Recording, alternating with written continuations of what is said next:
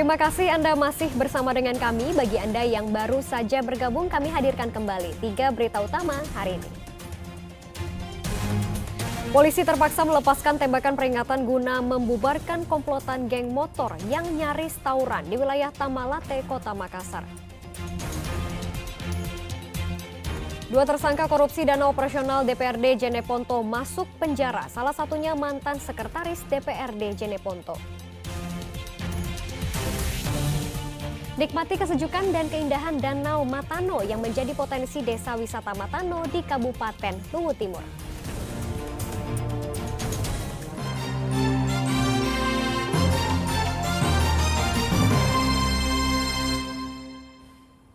Para korban banjir dari 4 kelurahan di Kota Palopo memblokade Jalan Trans Sulawesi di Kelurahan Jaya, Kecamatan Telu Wanua. Mereka menuntut anggota DPRD Palopo dan Wali Kota Palopo melakukan normalisasi Sungai Batang agar tidak terjadi banjir. Sekali lagi Pak, kami himbau Pak. Penduduk dari 4 kelurahan yang tergabung dalam Aliansi Masyarakat Tele Wanua, Kota Palopo, memblokade Jalan Trans Sulawesi di Kelurahan Jaya, Kecamatan Tele Wanua. Para korban banjir ini berniat menemui anggota DPRD Palopo dan pemerintah Kota Palopo. Mereka menyatakan terpaksa memblokade jalan karena beberapa kali aksi selalu diabaikan. Akibat aksi ini kendaraan dari 2 arah macet 4 km.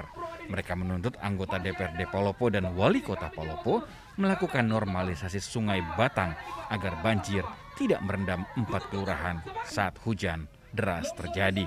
Kawan-kawan hari ini yaitu meminta pertanggungjawaban kepada DPRD dan pemerintah Kota Palopo atas keresahan masyarakat Telu Wanua yang sudah 2 tahun ini dilanda banjir. Tetapi sampai hari ini tidak ada perhatian sama sekali. Bahkan ada 4 rumah yang hanya di bawah air, itu tidak ada pertanggungjawaban dari pemerintah kota. Dan hanya menurunkan sembako. Apakah kami warga di sini hanya dibina dengan sembako? Ini mohon maaf. Jadi kami meminta kepada Presiden Republik Indonesia, Gubernur Sulawesi Selatan untuk bagaimana caranya sungai kami yang ada di Jembatan Miring ini, khususnya wilayah yang mengaliri Das Batang, itu kemudian dilakukan normalisasi sungai. Hanya itu tuntutan kami, lakukan normalisasi sungai. Penutupan akses jalan nasional selama 5 jam ini berhenti setelah 3 anggota DPRD Palopo menemui warga. Mereka berjanji secepatnya membantu warga menemui petugas Balai Besar Wilayah Sungai Pompengan, Jenebrang untuk normalisasi Sungai Batang. Wahyudi Baso melaporkan dari Kota Palopo. Merayakan ulang tahun ke-353 Sulawesi Selatan, pengelola Museum La Galigo di Benteng Rotterdam, Kota Makassar menggelar pameran benda pusaka. Ajang ini diikuti komunitas benda pusaka dari berbagai daerah. Pameran benda pusaka di Museum La Galigo, Kota Makassar digelar untuk memperingati ulang tahun ke-353 Sulawesi Selatan. Melalui pameran ini, pengunjung museum dapat menyaksikan benda pusaka dari berbagai daerah di Sulawesi Selatan, seperti senjata tradisional badik, parang, keris, serta batu akik. Khusus dalam pameran ini disiapkan pakaian khas Sulawesi Selatan bagi para pengunjung. Kesempatan ini tentu saja tak disia-siakan pengunjung Museum La Galigo. Mereka bergantian mencoba baju khas Sulawesi Selatan dan mengabadikan momen yang jarang dengan swafoto. Pamerannya diadakan oleh apa, Pak? Jadi pameran ini difasilitasi oleh Museum La Galigo, Benteng Rotterdam, melibatkan komunitas-komunitas yang ada di Sulsel, ada dari luar, Sulawesi Tengah, Kalimantan Timur, Jawa Timur juga ada. Terus ini diadakan dalam rangka apa, Pak? Dalam rangka memperingati Hari Ulang Tahun Sulawesi Selatan. Oh, begitu ya, Pak. Terus ini rencananya buka sampai berapa hari, Pak? Sampai 26. tanggal 26. Hari Rabu. Oktober Rabu. Pameran yang berlangsung selama 3 hari diselenggarakan komunitas benda pusaka dari berbagai daerah, bekerja sama dengan Museum La Galigo. Selain pameran, mereka juga mengadakan lomba penataan benda pusaka dan tentunya baju adat. Zainuddin melaporkan dari Kota Makassar. Kesejukan dan keindahan Danau Matano menjadi potensi wisata Desa Matano di Kabupaten Luwu Timur yang perlu dikembangkan. Desa Matano masuk 50 besar nominator Anugerah Desa Wisata Indonesia tahun 2022.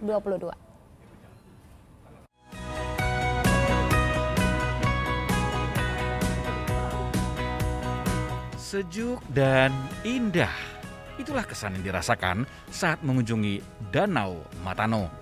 Salah satu danau terdalam di dunia ini menjadi potensi wisata Desa Matano di Kecamatan Nuha, Kabupaten Luwu Timur.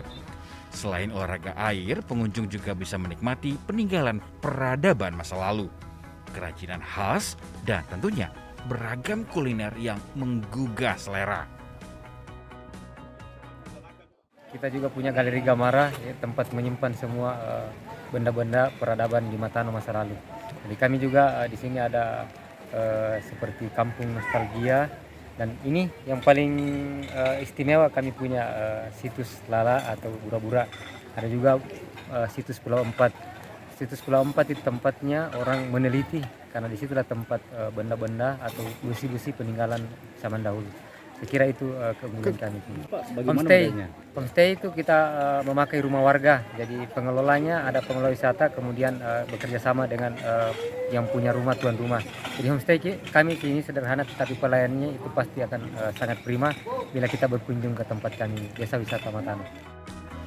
Tim Kementerian Pariwisata Ekonomi Kreatif atau Kemenparekraf menetapkan Desa Matano masuk dalam 50 besar nominator Anugerah Desa Wisata Indonesia atau ADWI tahun 2022 karena memenuhi kriteria penilaian keindahan alam, adat istiadat, keberhasilan menjaga sumber daya air di tengah-tengah tambang yang menjadi daya tarik Desa Wisata Matano yang perlu dikembangkan.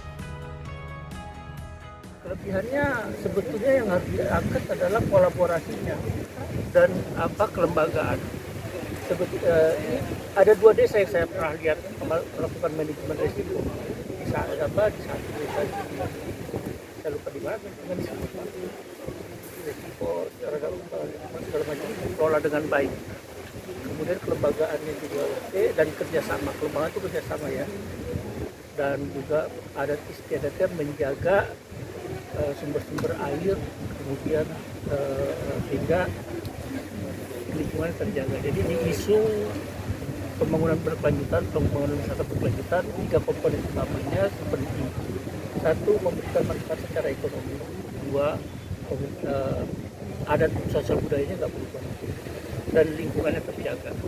Jadi ada manfaat lingkungan, manfaat sosial budaya, dan manfaat itu 3 pilar utama dalam pembangunan wisata berkelanjutan. Pengembangan potensi Desa Wisata Matano bisa meningkatkan kunjungan wisatawan lokal dan mancanegara. Saat ini jumlah wisatawan Nusantara melebihi target 700.000 orang. Harapannya tahun depan bisa menembus target 1 juta wisatawan karena potensi wisata bisa menggerakkan potensi ekonomi lokal. Baso melaporkan dari Kabupaten Luwu Timur. Kami sampaikan kembali berita kriminal hari ini. Polisi terpaksa melepaskan tembakan peringatan guna membubarkan komplotan geng motor yang nyaris tawuran di wilayah Tamalate, Kota Makassar. Kawanan ini sempat memblokade jalan sehingga mengakibatkan kemacetan lalu lintas.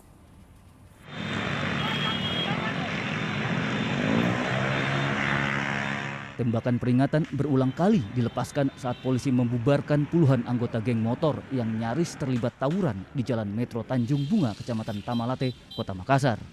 Kawanan geng motor yang sempat memblokade jalan langsung melarikan diri. Perilaku geng motor yang hendak bertikai mengakibatkan arus lalu lintas macet. Jalur ini merupakan penghubung Kota Makassar dengan Kabupaten Goa dan Kabupaten Takalar. Dari lokasi ini, polisi berhasil membawa seorang remaja serta 2 motor ke Polsek Tamalate. Selain memberikan hukuman push-up, polisi memanggil orang tuanya agar ada efek jera. Sedangkan pemilik 2 motor yang disita terkena sanksi tilang.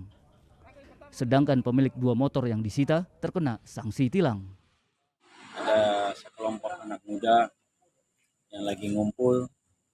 Mereka informasi dari lapangan persiapan untuk tawuran aja. Oke. Kemudian segera kami ke TKP.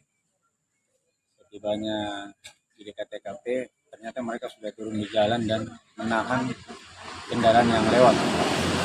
Kemudian kami langsung cegah dan berhamburan lari semua. Kalau tadi kita perkirakan kurang lebih puluhan kendaraan sampai mungkin ratusan lah. Karena cukup padat gabung dengan masyarakat yang akan melintas, namun terhalang dengan mereka menghentikan seluruh kendaraan yang lewat. Hingga kini polisi masih menyelidiki kepastian penyebab tawuran hingga nekat menutup badan jalan yang berdampak lalu lintas macet total. Petugas Polsek Tamalate gencar patroli di sejumlah lokasi rawan tawuran dan judi balap liar. Polisi pun lebih mengutamakan penanganan secara preventif menggunakan restoratif justice atau penyelesaian masalah hukum dengan mediasi. Andi Muhammad Sardi melaporkan dari Kota Makassar. Dan informasi tadi mengakhiri jumpa kita hari ini. Atas nama rekan yang bertugas, saya Janet Lee mengucapkan terima kasih atas kebersamaan Anda. Selamat beraktivitas dan sampai jumpa.